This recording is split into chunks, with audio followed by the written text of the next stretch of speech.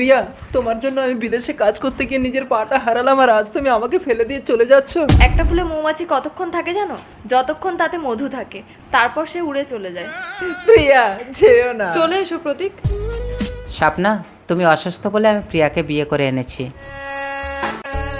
আমি অসুস্থ বলে তুই এই সুযোগটা নিলি? কোনো জিনিস সামলাতে না পারলে তাকে আঁকড়ে ধরে না থাকাই ভালো। আজ থেকে তোমার বরের বিছানায় আমি শুবো, সরো। ঠিক আছে, আমি চলে যাচ্ছি, তোরা শো। বেচারা অসুস্থ, এমন করে না বললেই পারতে।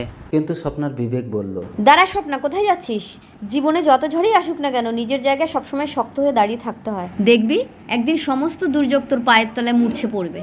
ঠিক আছে। তার আগে বন্ধুরা, আপনারা যদি ইন্ডিয়ান হয়ে থাকেন তাহলে একটি লাইক করুন, এবং বাংলাদেশি হয়ে থাকলে সাবস্ক্রাইব করুন। তার পাশাপাশি যদি মুসলিম হয়ে থাকেন তাহলে লাইক এন্ড সাবস্ক্রাইব ভিডিও করুন, এবং কমেন্ট বক্সে বলে যান আপনি মুসলিম না হিন্দু। তাহলে আমি আমার স্বামীর ঘর ছেড়ে যাব না। কিন্তু ভাগ্যের নিষ্ঠুর পরিহাসে প্রিয়াও একদিন অসুস্থ হলো।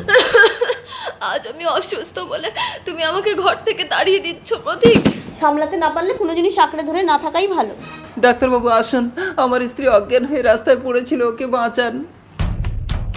একই, এর তো লোহিত কণিকা সব নষ্ট হয়ে গেছে। একে যদি কেউ ব্লাড ট্রান্সফার করে তবে একে বাঁচানো সম্ভব। ডাক্তারবাবু, আমি দেবো আমার নিজের শরীর থেকে রক্ত, ওকে Okay, okay. বাঁচান। রক্ত দেওয়ার পর এ কি, আমি সুস্থ হলাম কি করে? তোমাকে আমি সুস্থ করেছি প্রিয়া। আমাকে তুমি ক্ষমা করে দাও স্বামী। দেখেছো প্রিয়া, আজ তুমি অসুস্থ বলেও তোমাকে ফেলে দিয়ে গেল।